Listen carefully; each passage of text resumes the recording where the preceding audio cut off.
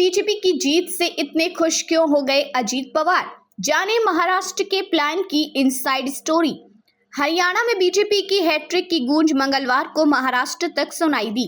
महाराष्ट्र में बीजेपी की अगुवाई वाले महायुति में शामिल राष्ट्रवादी कांग्रेस पार्टी एनसीपी ने नतीजे आते ही बड़ा महाराष्ट्र में बीजेपी की अगुवाई वाले महायुति में शामिल राष्ट्रवादी कांग्रेस पार्टी एनसीपी ने नतीजे आते ही बड़ा ऐलान कर दिया। एनसीपी के राज्यसभा सांसद प्रफुल्ल पटेल ने पहले कांग्रेस के आरोपों पर निशाना साधा और कहा कि जब विपक्ष हार जाता है तो अंगूर खट्टे हैं की कहावत उन पर लागू होती है। प्रफुल्ल पटेल ने इसी के साथ ऐलान किया है कि पार्टी के प्रमुख बारामती से ही लड़ेंगे। अजीत पवार की अगुवाई वाली एनसीपी महाराष्ट्र सरकार में साझेदार है। लोकसभा चुनावों में बारामती से अजीत पवार की पत्नी लड़ी थी, लेकिन सुप्रिया सुले के सामने हार गई थी। इसके बाद पिछले दिनों अजीत पवार ने चुनाव नहीं लड़ने के संकेत दिए थे।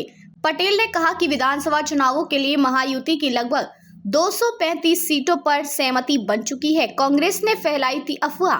प्रफुल्ल पटेल ने मंगलवार को मुंबई में हरियाणा नतीजों पर बोलते हुए कहा कि इंडिया गठबंधन ने मीडिया के जरिए हरियाणा में कांग्रेस आने वाली है, ऐसी अफवाह फैलाई थी। उन्होंने जम्मू कश्मीर में बीजेपी की करारी हार का माहौल बनाने में कामयाबी हासिल की, लेकिन जमीनी हालात क्या थे ये अब लोगों के सामने आ चुका है। हरियाणा में किसे जलेबी खानी पड़ी यह अब साबित हो गया है। पटेल ने कहा कि कश्मीर घाटी के बारे में सोचें तो वहां नेशनल कॉन्फ्रेंस पार्टी कई वर्षों से काम कर रही है, वहां बीजेपी का कम अस्तित्व है और दूसरी तरफ जम्मू में बीजेपी नंबर 1 पर है। कांग्रेस को जो भी सीटें मिली हैं वह नेशनल कॉन्फ्रेंस पार्टी के दम पर मिली हैं, खुद के दम पर सीटें नहीं जीत पाई है। फिर बारामती में फैमिली फाइट। हरियाणा चुनावों के तुरंत एनसीपी ने जिस ढंग से अजीत पवार की बारामती से उम्मीदवारी का ऐलान किया है, उससे महाराष्ट्र की राजनीति जहां फिर से गरमाएगी, तो वहीं अजीत पवार को फिर एक बार फैमिली फाइट का सामना करना पड़ सकता है। शरद पवार की अगुवाई वाली एनसीपी इस सीट से अजीत पवार के बड़े भाई के बेटे योगेंद्र पवार को खड़ा करना चाहती है। ऐसे में बारामती सीट पर ननंद भौजाई के बाद चाचा भतीजे की जंग हो सकती है। हरियाणा में बीजेपी की जीत के बाद एनसीपी की तरफ से की गई घोषणा को विशेष रणनीति का हिस्सा माना जा रहा है।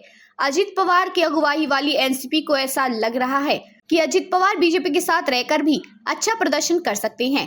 पटेल ने कहा कि अजीत पवार बारामती विधानसभा क्षेत्र से चुनाव लड़ेंगे। अगर आपको हमारी वीडियो अच्छी लगी हो तो हमारी वीडियो को लाइक करें, शेयर करें और हमारे चैनल को सब्सक्राइब करना ना भूलें। धन्यवाद।